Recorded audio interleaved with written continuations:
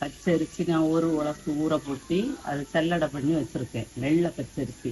நமக்கு தேவைன்னா சம்பா பச்சரிசியும் போட்டு சேர்த்துக்கலாம். இதில் இந்த தேங்காய் பூ, பச்சை மாவில் தேங்காய் பூவை போட்டு நல்லா மிக்ஸ் பண்ணணும். மிக்ஸ் பண்ணி இதை பொம்பளை பிள்ளைங்களுக்கு கொடுத்தா நல்லது. உடம்புக்கு அந்த நாளில் அது ரொம்ப நல்லது. பிள்ளைங்களுக்கு உடம்பு வலி எல்லாத்துக்குமே நல்லா இருக்கும். உடம்பு டயர்டாக இருக்குண்டா அதெல்லாம் நல்லா இருக்கும். முதுகு வலி, வயிற்று வலி அந்த மாதிரி இருக்க நேரங்கள்ல எல்லாம் இந்த மாவு சாப்பிட்டா பிள்ளைங்களுக்கு உடம்பு வலியெல்லாம் கம்மியாக இருக்கும்.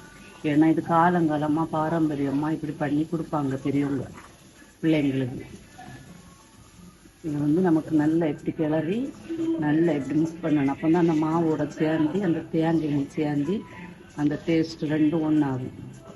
அந்த மாவோட ஈரத்தன்மையும் தேங்காயோட சாரும் ரெண்டு சேர்ந்து இப்படி நல்ல நமக்கு இப்படி விடும்போது அது சேர்ந்து நல்லா இருக்கும். டேஸ்ட்டு நல்லா இருக்கும். நமக்கு வேறு எதுவுமே சேர்க்கணும்னு தேவையில்லை. இப்படியே சாப்பிடலாம்.